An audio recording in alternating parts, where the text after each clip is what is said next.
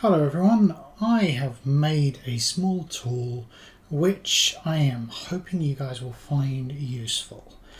I will be giving it away for free in the link under this YouTube video.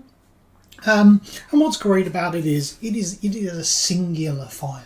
So you should be able to add this to any Unreal project easily just by grabbing the UAsset file and adding it to the directory.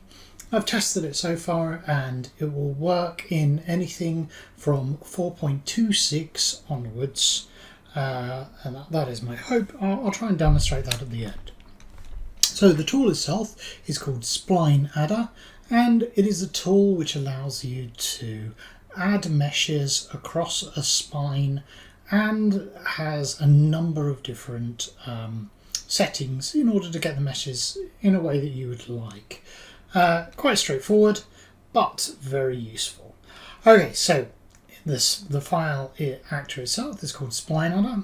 As you can see, as I pull it and add it into the world, it will have just a spline as its primary component, which you'll be able to stretch out and add extra spline points onto in order to bend and move it around.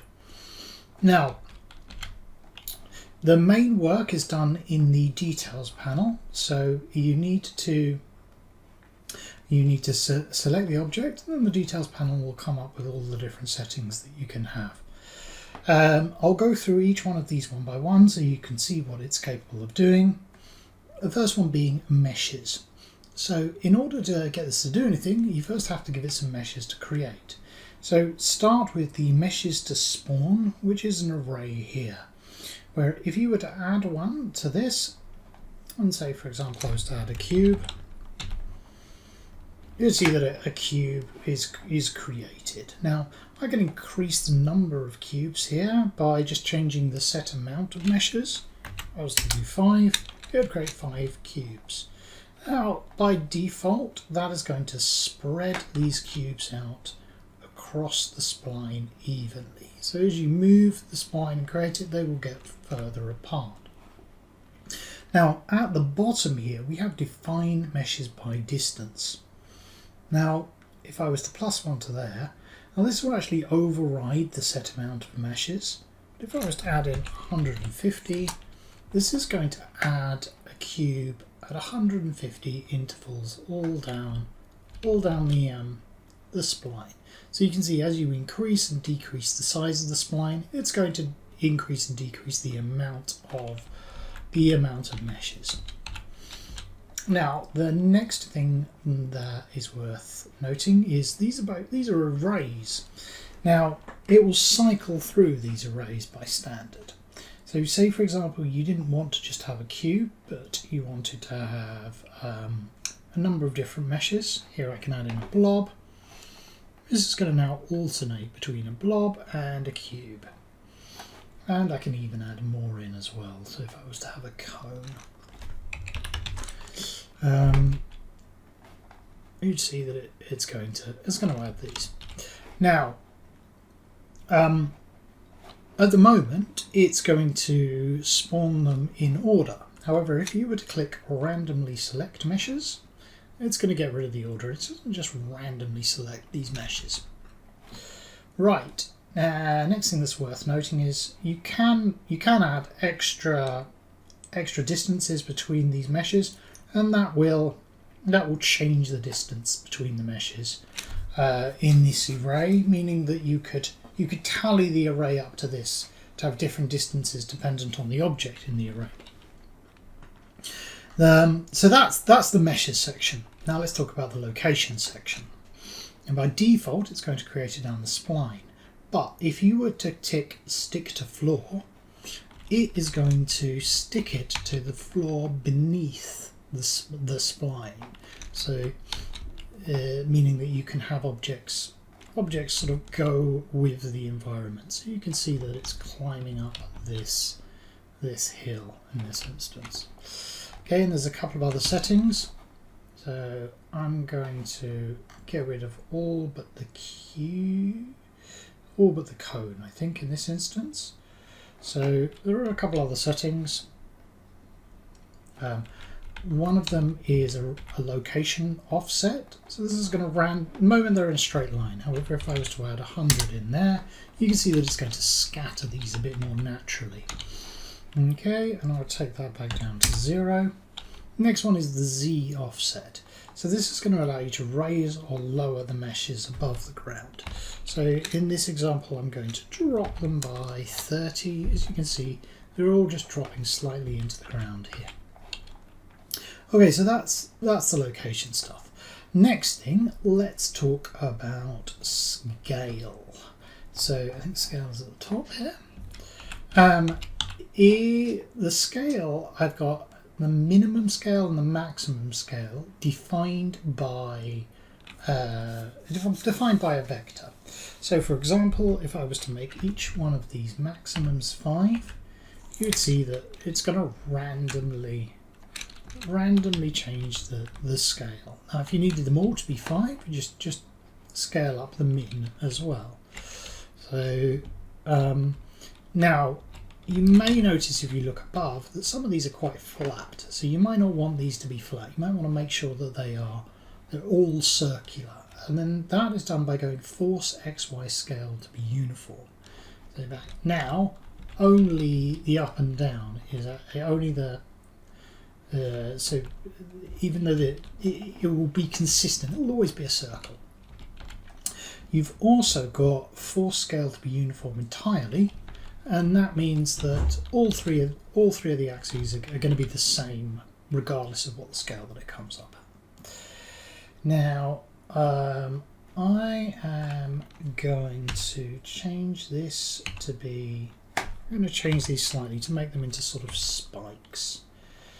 Okay, so I would alter that, and I'm going to say the maximum to be 10. I might even reduce the minimum to be 2, and maximum to be 6. Okay, so I've now got a number of different spikes. This will help me demonstrate the rotation. So let's increase the distance, decrease the distance between them. So let's take them to about 40. And let's talk about rotation. Okay, so rotation, the first thing is you can randomize any of the specific axes, or you could pick 2 axes and randomize them by clicking these buttons. You could also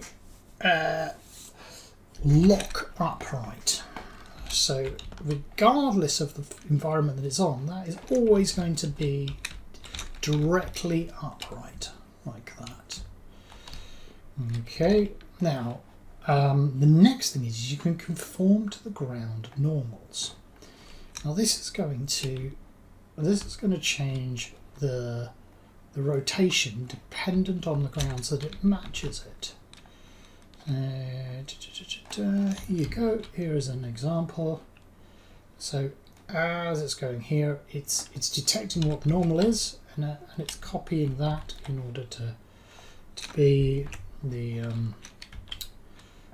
rotation.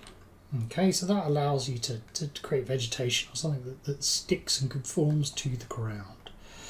Okay, the next thing would be rotation variant. Now in here we could say we wanted, this doesn't look particularly natural, so we wanted this to have a bit of a variant in it. So let's make it 15. That means these are now going to have an up to 15 degrees angle variant. I'll make that 30. So no, let's make that 20. Okay, so now we've got a number of different spikes.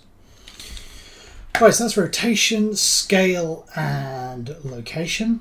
So a couple more things. We've got an override material. So this override material, I'm using this black material. It's going to override whatever is in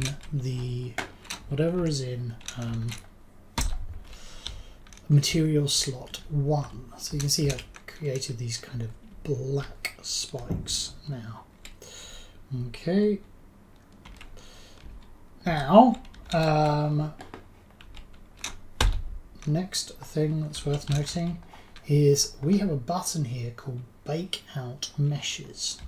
So what this is going to do is, rather than this being on a spline, rather than this being spline and editing every time you move it, it is going to go away and it will bake out every single one of these meshes and create them in the world. You can see them here.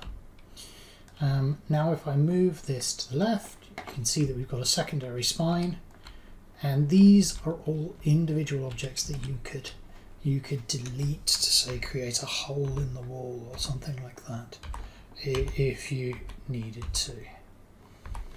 Okay, so that allows you to bake them out and control. So I'm creating this path with this little hole in it. Right, so that is the tool, and let me just demonstrate how I would add it into another project. Now this is a project for 4.26. However, if I would go, I'm just going to find this in Explorer. So I'm going to show in Explorer. I've got Spline Adder, the U asset, and now I've got a completely different project. Let me just find a completely different. So I've got a completely different project here, and this is 4.27. Now, if I open up the content directory in Explorer, and if I was to then find this within Explorer, so I've got the two, and if I was to grab this Spline Adder and I was to paste it into the content directory here or any other directory and go back into the project, you would now see that Spline Adder is actually within this project as well. So it's just quickly addable in, and even though it's a different version of Unreal, I can add meshes and I can do the exact same thing here. So you can see that we've got the exact same setup in this tool very quickly in any other project where you might need it. Okay, link to download this will be in the description. I hope this is useful to some of you guys. You can rip it apart if you want. Yeah. Also, if you have any improvements that you would like on this or anything you'd like changed, please note it down in the content, and I will try and update and add extra stuff to it. Please like and subscribe. It really does justify spending more time on this kind of stuff. Thank you. Cheers. Bye.